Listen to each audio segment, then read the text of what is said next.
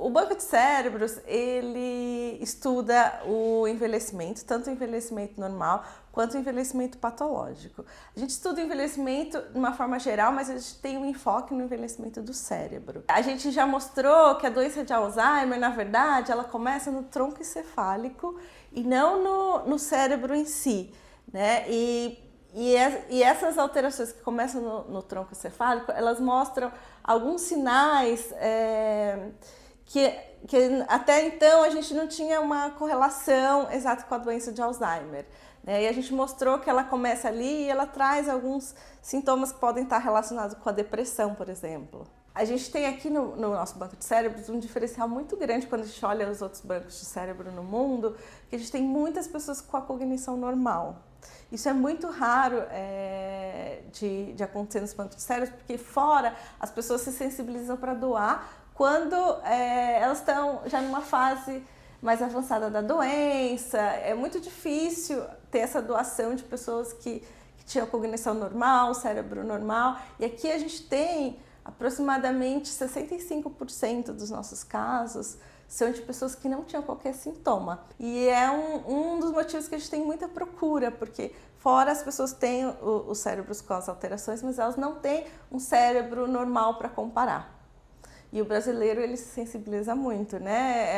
É uma população que quer ajudar o outro. Então, sempre que a gente explica o nosso banco de cérebros, o nosso biobanco, a gente explica a importância de também estudar um cérebro que não tem alteração, a gente tem uma taxa de aceitação e de doação muito grande. Se o familiar concordar em doar o cérebro para a pesquisa, a gente convida esse familiar a responder um questionário clínico, que a gente coleta o histórico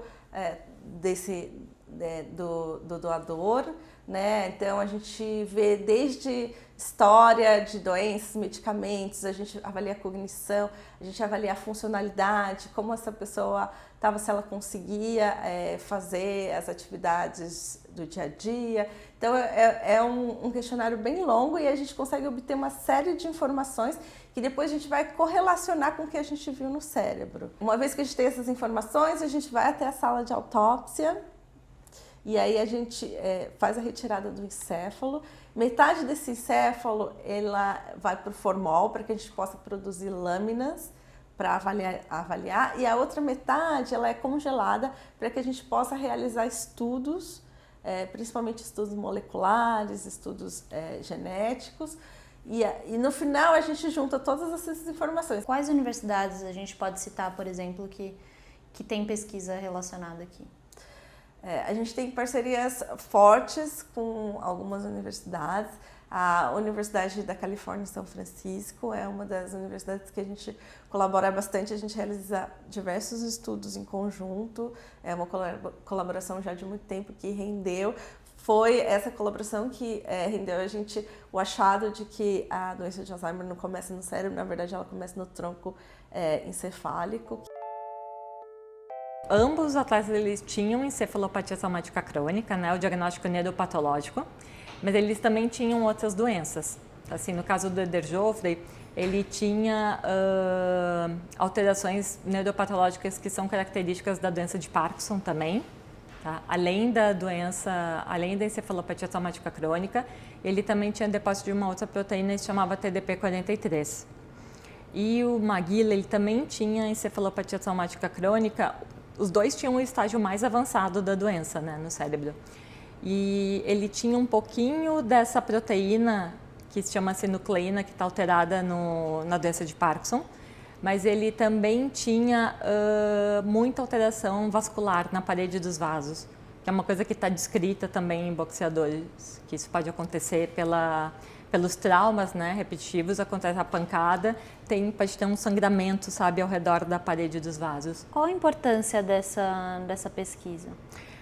Eu acho que, principalmente nos dois, é ter documentado tudo. Todos, né, a gente tem documentado, por exemplo, o número de lutas, se eles tiveram ou não concussão, qual foi o intervalo entre as lutas, tem todo o registro, né, porque é diferente, por exemplo, quando a gente tem um doador que não tinha uma carreira profissional tão bem documentada, Porque aí pergunta para a família, quantas vezes tu acha que ele lutava por semana? Quantas vezes por semana ele treinava? Quantas vezes, se por acaso ele lutava em algum campeonato, quantas vezes ele lutou? A gente não tem isso muito bem definido, né?